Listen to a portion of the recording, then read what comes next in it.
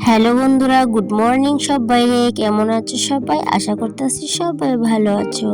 তো আজকে আর কোনো ক্লিনিং ভিডিও নিয়ে আসলাম না। আজকে চলে আসলাম সোজা আমার শাড়ি কটা নিয়ে। তো যে কটা শাড়ি আছে ভাবলাম ওই শাড়িগুলা তোমাদের সাথে একটু শেয়ার করে নিই।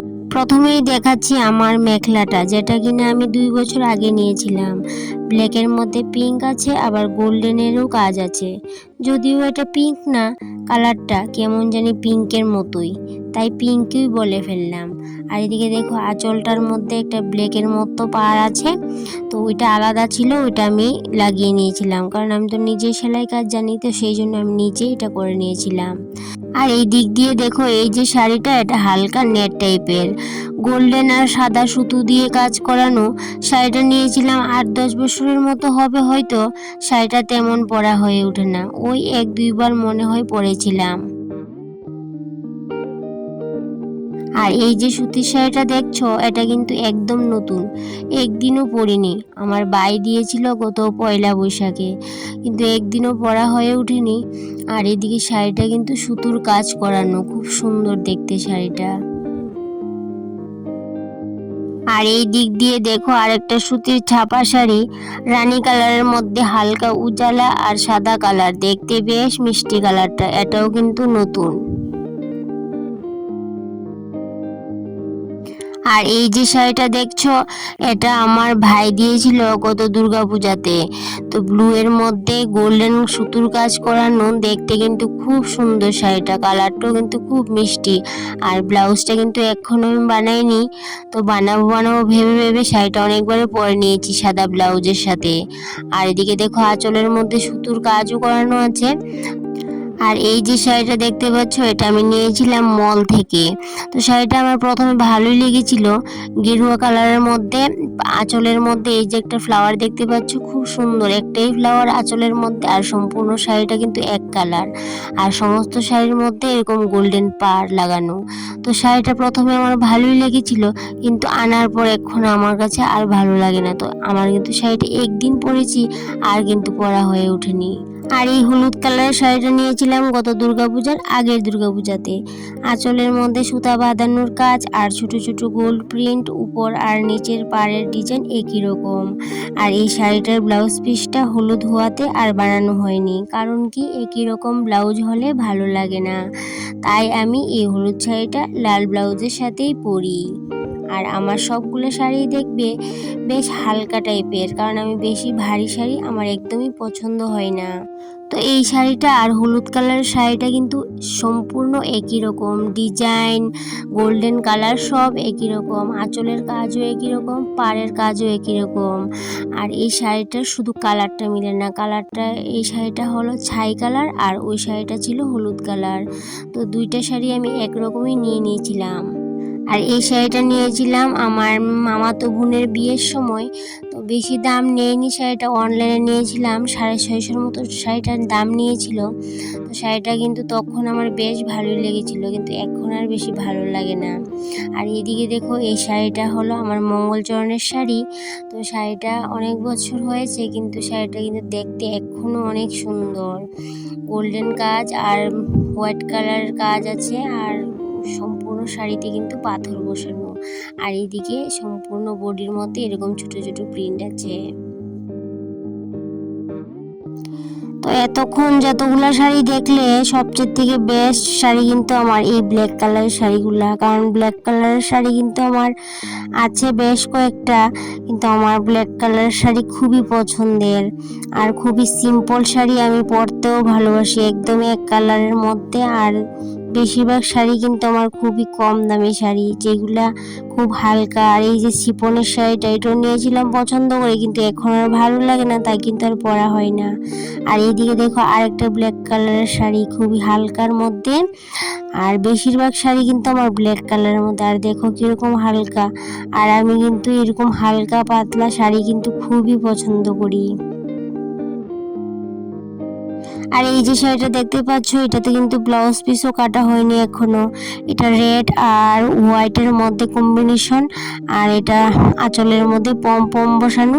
শাড়িটা কিন্তু পুজো দেওয়া বা মন্দিরে যাওয়াটার জন্য কিন্তু খুবই দারুণ একটা শাড়ি। আর এদিকে দেখো এক কালারের আরেকটা শাড়ি টিয়া কালারের মধ্যে, সম্পূর্ণ শাড়িটাই কিন্তু এক কালার।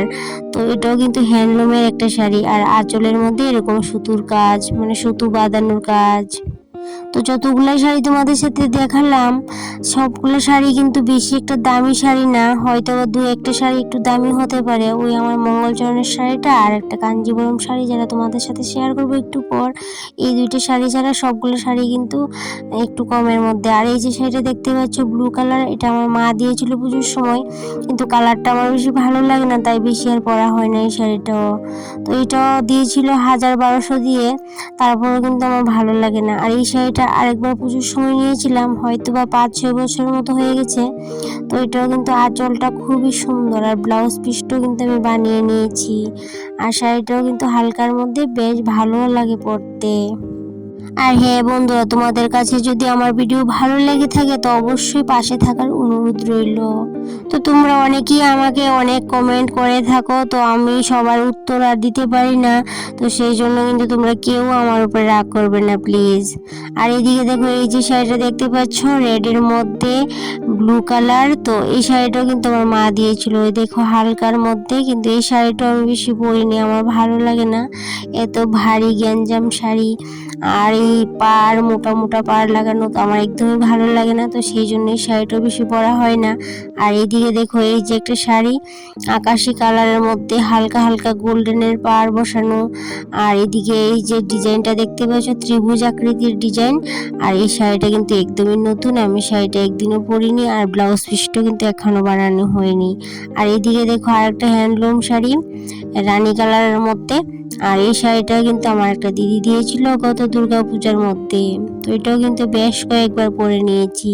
ব্লু কালারও আছে, গ্রিন আছে, স্কাই সব কিছু আছে, তো সব কালারের ব্লাউজই কিন্তু এই শাড়ির সাথে পরা যায়।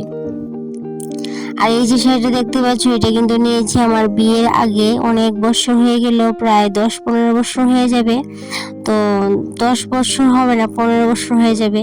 তো এই শাড়িটা কিন্তু তখন নিয়েছিলাম, আর তখন কিন্তু অনেকটাই ভালো লেগেছিল, তো সেই জন্য নিয়েছিলাম। আর এখন কিন্তু আর শাড়িটা পরা হয় না, কারণ কি ব্লাউজ পিসটা বানিয়েছিলাম, কিন্তু এখন আমার গায়ে লাগে না, তো সেই জন্য আর পরা হয় না।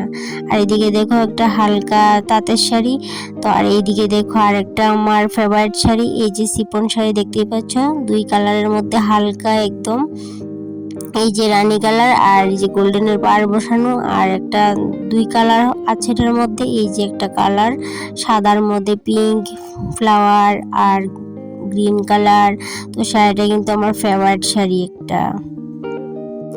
আর হ্যাঁ বন্ধুরা, আমাদের মধ্যে একটা নিয়ম আছে, তো জানি না কার কার মধ্যে আছে এই নিয়মটা। তো আমি মার মুখে শুনেছিলাম, মাও দেখেছিলাম করতো, যে ভাদ্র মাসে সমস্ত কাপড় চোপড়, নতুন আলমারির মধ্যে যত কাপড় চোপড় থাকে সব কাপড় চোপড় ভাদ্র মাসে রুদ্রটা নাকি লাগাতে হয়। তো ওই যে ছোটোবেলা থেকে দেখে এসেছি, সেই থেকে কিন্তু ওই যে বিয়ের পরেও কিন্তু আমি এটা করি, যে ভাদ্র মাসে প্রত্যেকবার আমি আলমারি থেকে সব কাপড় চোপড় নামিয়ে একটু রৌদ্র লাগে, তারপর আবার ভাঁজ করে আবার আলমারিতে রেখে দিই। তো আজকে আমি আমার সমস্ত শাড়িগুলো বার করলাম, আর কালকে অন্য কাপড় চোপড় আছে, ছেলের আছে, হাজবেন্ডের আছে, ওইগুলো কিন্তু একটু রৌদ্র লাগিয়ে নেব। তো ভাবলাম তোমাদের সাথে একটু শেয়ার করে নিই, যেহেতু আমি রৌদ্র দেবো কাপড় চোপড়গুলা, তো সেহেতু তোমাদের সাথে শেয়ার করা। আর এদিকে দেখো এই হলুদ কালার শাড়িটা, এটাও কিন্তু এক কালারের মধ্যে ছিল শাড়িটা, আর ব্লু কালারের পাড় লাগানো ছিল। আর এইদিকে যে এই শাড়িটা দেখতে পাচ্ছ, এটাও কিন্তু একটা হ্যান্ডলুমের শাড়ি, আর এটা এই যে পাড়ের মধ্যে বেলভেটের মধ্যে এরকম 3টা লাইন করানো আছে উপর নিচে, আর একটু একটু কাজ করানো আছে মিডিলে মিডিলে, এই কাজ করানো আছে। খুবই সুন্দর শাড়িটা দেখতে। তো বড়লোক বাড়ির বউদের মতো কিন্তু তেমন দামি শাড়ি আমার কাছে নেই, তো আমার মতো নিম্নবিত্ত ফ্যামিলির বউদের কাছে মনে হয় আমার মতোই কম দামি শাড়ি আছে। তো ভাবলাম কম দামি শাড়ি হোক আর বেশি দামি, তো বন্ধুদের কাছে তো শেয়ার করাই যেতে পারে, তো সেই জন্য তোমাদের সাথে শেয়ার করলাম। আর এদিকে দেখো এই শাড়িটা নিয়েছিলাম 800 টাকা দিয়ে, হয়তো আমি ঠকে গিয়েছিলাম, কারণ শাড়িটা বেশি ভালো আসেনি। তো আমার বেশিরভাগ শাড়ি কিন্তু অনলাইন থেকে আনা, আর অফলাইনের শাড়িও আছে যদিও। আর এদিকে দেখো আরেকটা সুতির ছাপা শাড়ি, তো এই শাড়িটা আমি অনেকবার পরেছি, তাই জন্য কিন্তু শাড়িটার মধ্যে কলপ নেই। আর এখানে আছে একটা টিয়া কালারের মধ্যে গোল্ডেনে কাজ করানো মেখলার আঁচল, আর মেখলাটাও কিন্তু একই কালার, টিয়া কালারের মধ্যে গোল্ডেনের কাজ করানো, আর সাথে কিন্তু রেড কালারের কম্বিনেশনও আছে। কিছু শাড়ি কিন্তু রয়ে গেল, সেগুলা কিন্তু আর তোমাদের সাথে শেয়ার করা হয়ে ওঠেনি, কারণ ওগুলা আলমারির মধ্যে ছিল না, ওগুলা ট্রলির মধ্যে ছিল, তো সেই জন্য আর বার করিনি, তো সেই জন্য আর শেয়ার করা হয়ে ওঠেনি। আর এদিকে দেখো এই যে কাঞ্জিবরম শাড়িটা দুই কালারের মধ্যে, রেড আর বেগুনির মতো কালারটা, তো এই শাড়িটা আমার বাবা দিয়েছিল দুর্গাপূজার মধ্যে। আর এদিকে দেখো এই যে শাড়িটা, এটাও কিন্তু আমি রাফ ইউজ করি, শাড়িটা নেভি ব্লুর মধ্যে অনলাইন থেকে নিয়েছিলাম, আর গোল্ডেন সুতার কাজ করানো। তো এরকম হালকা পাতলা শাড়িগুলোই কিন্তু আমি রাফ ইউজ করি, যদিও কিন্তু আমি বেশি শাড়ি পরি না। আর এদিকে দেখো আরেকটা শাড়ি, এটাও কিন্তু আমি অনলাইন থেকে নিয়েছি। আর আমি কিন্তু শাড়ি পরি না ঠিক আছে বেশি, কিন্তু শাড়ি পরতে কিন্তু খুবই ভালোবাসি। আর এইদিকে দেখো আরেকটা শাড়ি, এই যে এই শাড়িটা, এটাও কিন্তু আমার ভাই দিয়েছিল, তো শাড়িটা কিন্তু খুব সুন্দর। তো এইদিকে দেখবে টিয়া কালারের মধ্যে একটু কিরকম কালার, এটা পিঙ্কও না খয়েরিও না, এরকম একটা কালার, খুবই সুন্দর কালারটা।